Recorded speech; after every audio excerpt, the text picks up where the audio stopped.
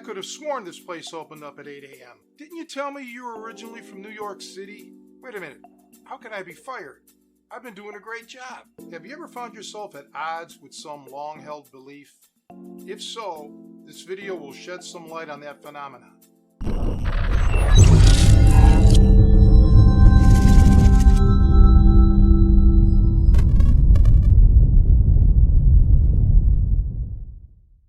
Hi, I'm Tony Cecchine and welcome to the channel.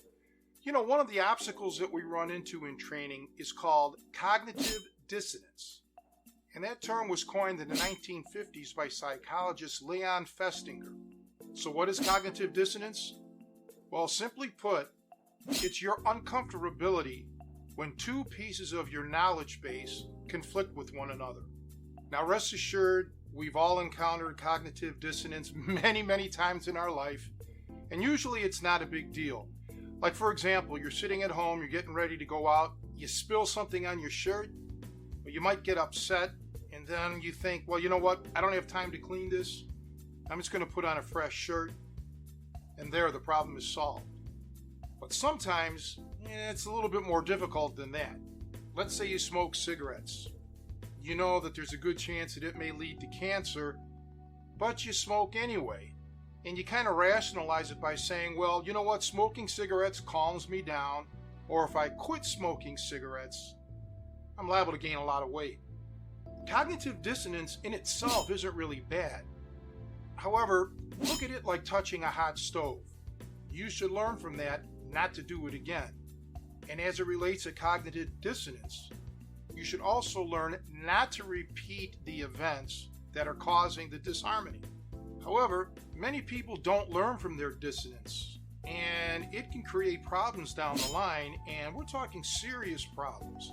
It could actually lead to anxiety and depression, not to mention just a complete time waste and total confusion. Here is another example of cognitive dissonance. I'll use YouTube for instance.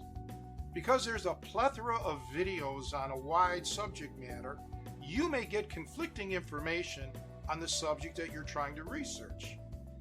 That can lead to confusion and, it could stall out your progress. So let's say you're studying martial arts and instructor A tells you how to do a technique in a certain way, and instructor B tells you to do the same exact technique in a completely different way.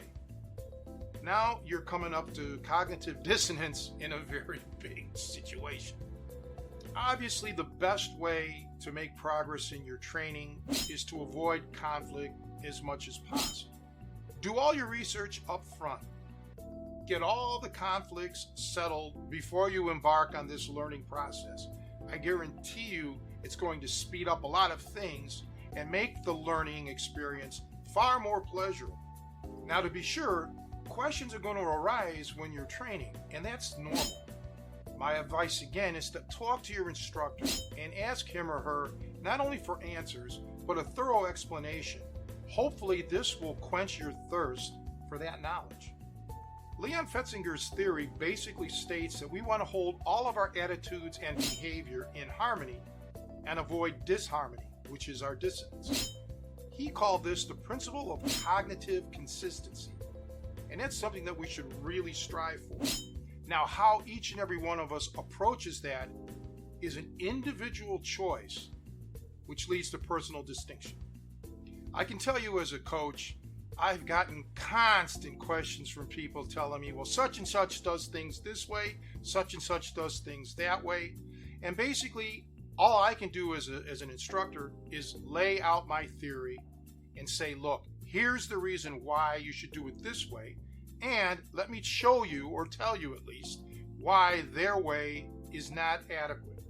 And that's the best that I can do. The rest is up to the student to either accept what I say or not. If they choose not to, then I wish them the best along their journey.